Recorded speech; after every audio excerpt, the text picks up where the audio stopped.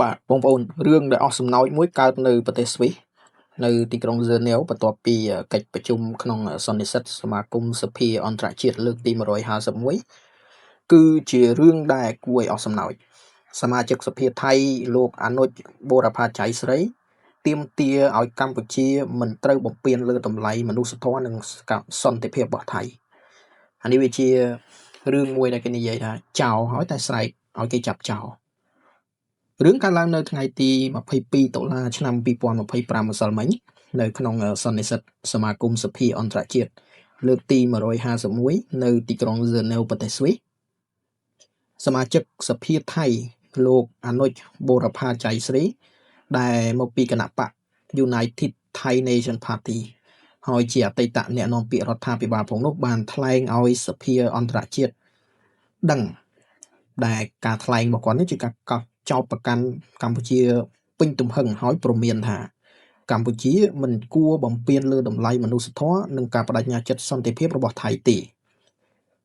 សន្តិសិទ្ធនេះគឺស្ថិតនៅក្រោមប្រធានបទថាសន្តិភាពនិងការទទួលខុសត្រូវសកលហើយលោកអនុជនឹងបានយោងសេចក្តីសម្រេចរបស់ IPU សន្តិសិទ្ធនឹងហើយបានឆ្លើយតបទៅនឹងការអំពាវនាវរបស់អគ្គលេខាធិការអង្គការសហប្រជាជាតិក្នុងការរួមចំណែកសហប្រតិបត្តិការជាសកល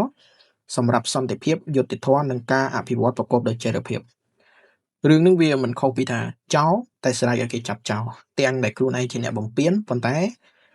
បានថ្លែងបានន័យថារំអួយប្រាប់អន្តរជាតិថាកម្ពុជាជាអ្នកបំពេញហើយព្រមានកម្ពុជាថាមិនគួរបំពេញទៅលើតម្លៃមនុស្សធម៌និងការបដិញ្ញាចិត្តសន្តិភាពរបស់ភាគីថៃ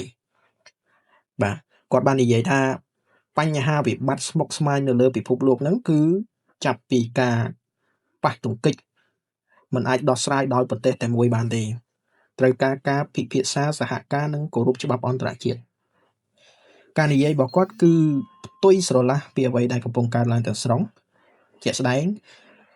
ការសហការពិភាក្សាការគោរពច្បាប់អន្តរជាតិគឺថៃតែងតែមើលរំលងហើយមតិរបស់គាត់នេះក៏បានលើកឡើងពីភាពតានតឹងតាមព្រំដែនថៃកម្ពុជាហើយ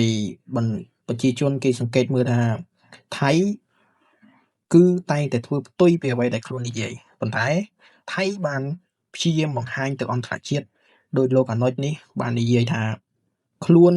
តែងតែគោរពសន្តិភាពហើយនឹងតម្លៃមនុស្សធម៌ទោះបីជាមានវិបត្តិឬភាពតានតឹងយ៉ាងណាក៏ដោយបាទរឿងនេះគឺត្រូវបានទើបតែលើកយកមកផ្សាយនៅក្នុងកាសែត The Nation Thailand ហើយវាជារឿងមួយដែលអស់សំណោចមែនតើខណៈពេលដែលកិច្ចប្រជុំនេះក៏មានភាគីខាងកម្ពុជាចូលរួមផងដែរហើយកម្ពុជាក៏បានធ្វើការបង្ហាញអំពីស្ថានភាពពិតទៅកាន់អង្គសន្និសីទទាំងមូលតាក់ទងនឹងការឈ្លានពានពីសំណាក់ថៃ